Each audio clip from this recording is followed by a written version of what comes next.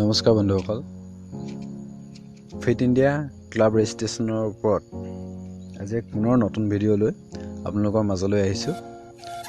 ইতিমধ্যে আগত মই এটা ভিডিঅ' দিছিলোঁ। সেই ভিডিঅ'টো হয়তো আপোনালোকৰ কিছু ক্ষেত্ৰত অসুবিধা হৈছে বুজি পোৱাত। তো সেইবাবে এবাৰ A to Z কেনেধৰণে কৰিব, কেনেধৰণে চাৰ্টিফিকেট ডাউনলোড দিব, তাৰ ওপৰত এই ভিডিঅ'টো বনাইছোঁ। আপোনালোকে স্কিপ নকৰাকৈ শেষলৈকে চাই যাব ধুনীয়াকৈ। প্ৰথমে আপোনালোকে fitindia.gov.in ৱেবছাইটটো লগ ইন কৰি ল'ব। কৰি লোৱাৰ পাছত ওপৰৰ ছাইডে ওপৰৰ ফালে দেখিব আপোনালোকে লগ ইন এণ্ড ৰেজিষ্টাৰ অপশ্যনটোত আপোনালোকে ক্লিক কৰিব।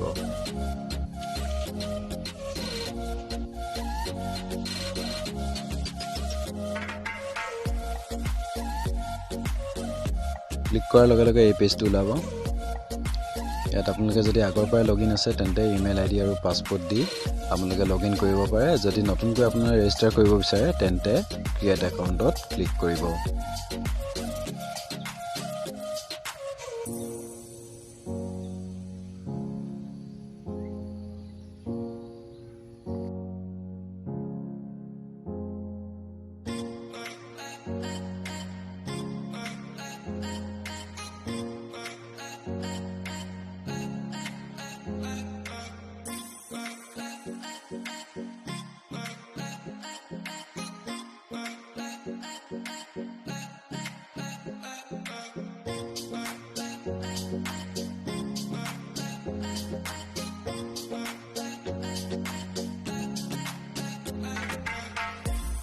ক্ৰিয়েট একাউণ্টত ক্লিক কৰাৰ লগে লগে এই পেজটো দেখা পাব।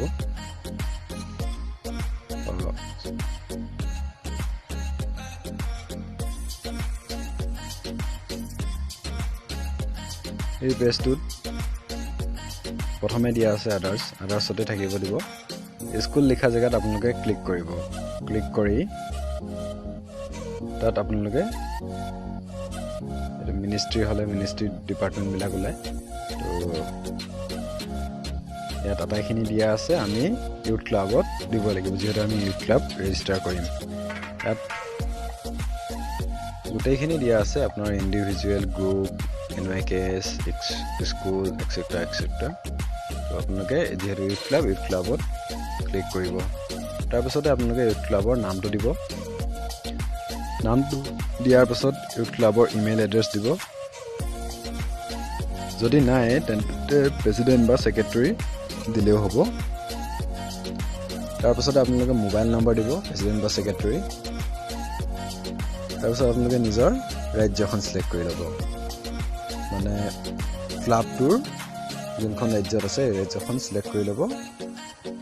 তাৰপিছত ডিষ্ট্ৰিক্ট, তাৰপাছত ব্লকটো ছিলেক্ট কৰি লোৱাৰ পাছত নিজৰ গাঁওখন টাইপ কৰি দিব। টাইপ কৰি দিয়াৰ পাছত পাছপোৰ্ট দিব।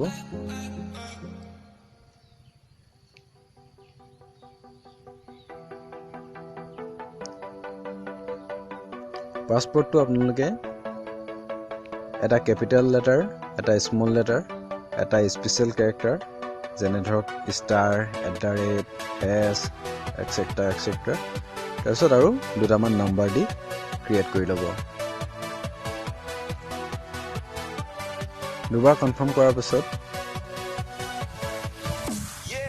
কেপচাৰ কোডটো দি চাইন আপ কৰি দিব।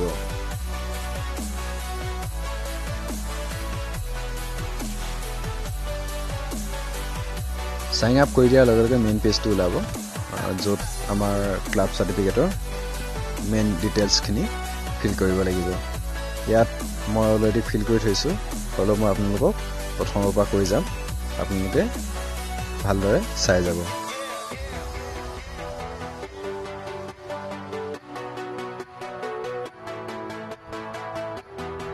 প্ৰথমে আপোনালোকে নিজৰ ৰাজ্যখন ছিলেক্ট কৰি ভৰাই ল'ব। তাৰপিছত ডিষ্ট্ৰিক্ট, তাৰপিছত ব্লক ভৰোৱাৰ পাছত ক্লাবৰ নাম্বাৰ, কিমানজন মেম্বাৰ আছে তাৰ নাম্বাৰটো ভৰাব। তাৰপিছত ক্লাবৰ নেম দিব।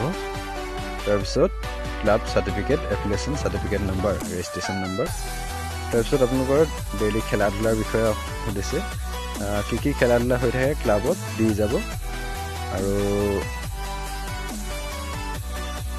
এটা কথা মন কৰিবলগীয়া এই ছাইডত যিটো মিনিট দিছে এই মিনিটটো 30 মিনিটতকৈ অধিক নকৰিব তাৰপিছত আটাইখিনি টিক দি যাব টিকমাৰ্ক দি যাব পাছত যিকেইটা অপশ্যন দিছে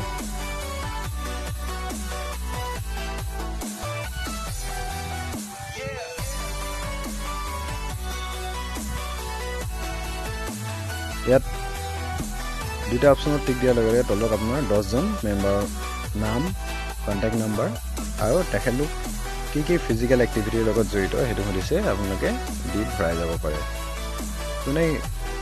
যোনে যি লগত জড়িত ধৰি লওক কোনোবাই ৰানিং কোনোবাই ফুটবল কোনোবাই ভলী যোনে যি লগত জড়িত হৈ আছে তাৰ ডিটেইলছবিলাক ফিল কৰি যাব ফিল কৰি যোৱাৰ পাছত